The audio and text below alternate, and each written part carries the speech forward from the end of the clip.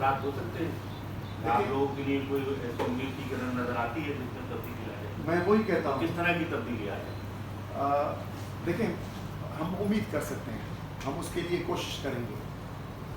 باقی صرف اسٹیبلشمنٹ جو وہ ہاتھ نکالے، کیونکہ ایوب خان کے خلاف تحریک میں اس وقت بڑے بڑے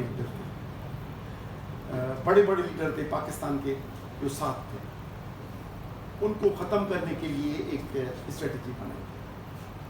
پھر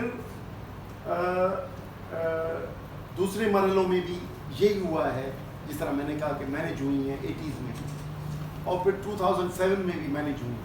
تو جب یہ ڈوبتے ہیں تو ان کو سارا آ کے اسٹیبلشمنٹ دیتی ہے. ابھی بھی کرپشن میں اور دوسروں میں ڈوبے ہوئے ہیں، لیکن الیکشنز میں اور اس میں سہارا دیتے ہیں. میرا خیال ہے یہ پاکستان کے حق میں نہیں ہے کہ کرپٹ پالیٹیشینز اور کرپٹ بیوروکریٹس کو لا کر اور اس میں حصے دار ہماری اسٹیبلشمنٹ کے لوگ ہوں جو ان کو شیئر لے کے یا ایسے فیصلے SIFC اور کورٹ کے لیے اگر پیٹرنائز کرے گی تو سمجھے کہ ہم اپنے دشمن ہیں.